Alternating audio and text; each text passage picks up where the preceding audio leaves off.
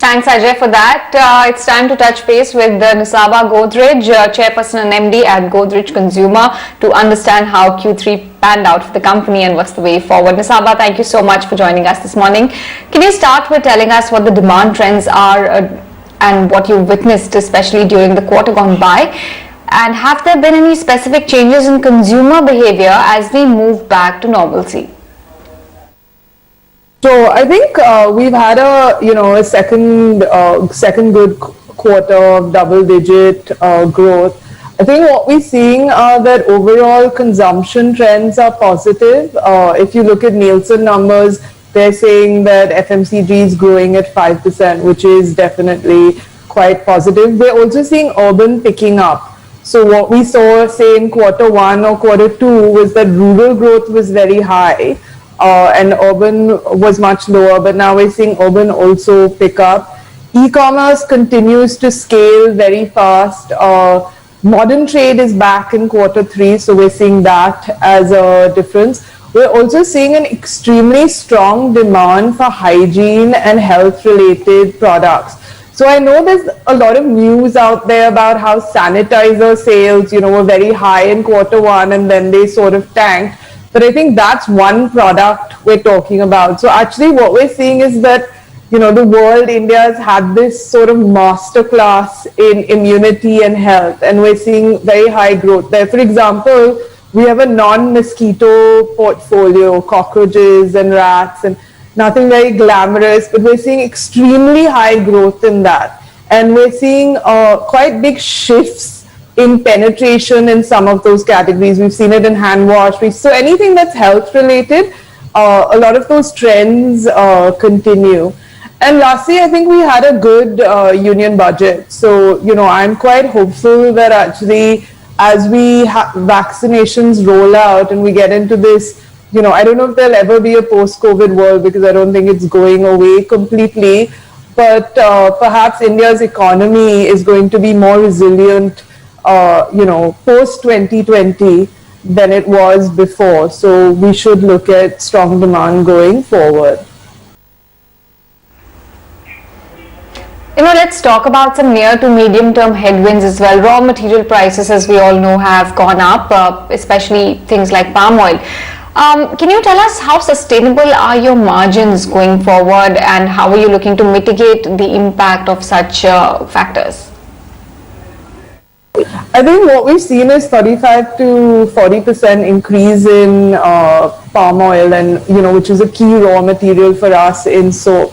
There is a positive to this, and we have been through this cycle many times before. I think the positive is that the smaller players, brands, tend to fall out of the market because they cannot play their sort of low price game during this time, and with very good micro-marketing initiatives, we're able to gain market shares and then sustain them in the long run. So I think that's one of the positives. Obviously, the negative is pressure on margins, and as you can imagine, you cannot pass on 40% commodity price increases to your consumer. But I think, like I said, we've been through this cycle many times before. We take calibrated price increases, we do price pack architectures.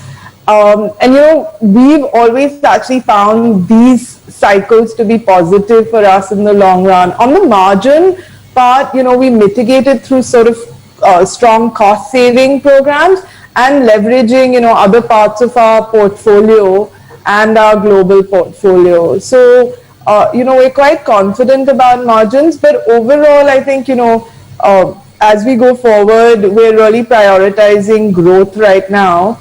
Even if it comes a bit at the expense of margins. Hi Nisaba, this is Varun Hirimat also joining into the conversation. Since you mentioned that some portion of the RM increase can be passed on, will you be looking at more price hikes during the quarter? They may not be for the full amount, but partially. Would you be able to give us some guidance on that? Like I said, we will do calibrated price increases. Obviously, I can't exactly share what we will do, but I think this is a cycle that most the larger soap players have been through before, and we tend to do quite well in these cycles actually. Right, and high growth has been seen to moderate during this quarter. So do you see the growth sustaining at current levels? And what is the driving force in the high segment? So actually, I actually expected our HI growth, especially given what happened in quarter one, to be higher than they have been actually in quarter two and quarter three. We had steady growth in quarter three. And if I can tell you broadly, what we're seeing is that this health effect is happening. People are more concerned about health. We've seen a lot of penetration gains in this category this year. Like I said, the non-mosquito category has been, this has been one of the fastest growing years for it. Our premium, most of our portfolio is actually quite premium, which is the aerosols and the electrics. That's actually growing, strong double digits. So where we're really having an issue is in burning formats. We've talked about these illegal incense sticks. I think that piece is something that, at least as a company, we've not fully pushed back on, although we do have good plans on that. So I think from a health perspective, I think that trend is there. And if you look at, some of the growth pivots we've talked about, like this non-mosquito or personal repellent, penetration is very low. So the opportunity now is in these low penetration categories to drive penetration, and this masterclass in health has been given by the world, correct? So I think it makes our job a little bit easier going forward. Okay, let's also talk about the hair color segment. The revenue growth there seems to be back on track. So are you back to pre-COVID levels? And if you could give us some color on that. Growth has been very strong. We're gaining market share. All the formats seem to be doing really well. And I think, we've seen this actually in Africa also with our hair care portfolio.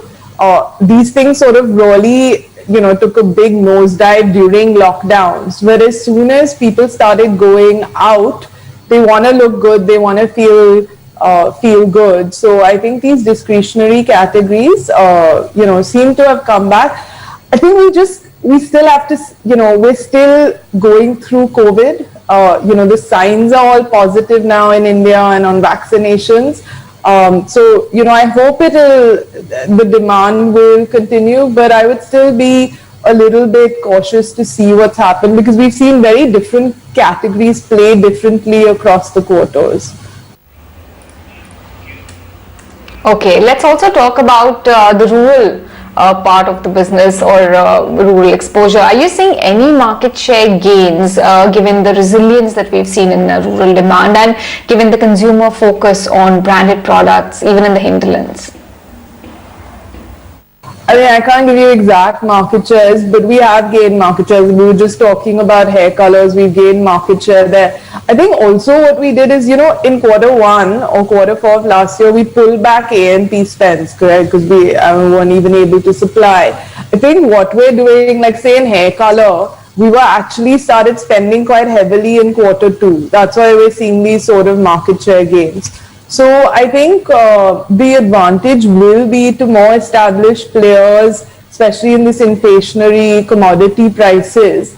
And I think the FMCG industry in whole is showing quite a lot of aggression, as you can see in sort of increased A&P spends.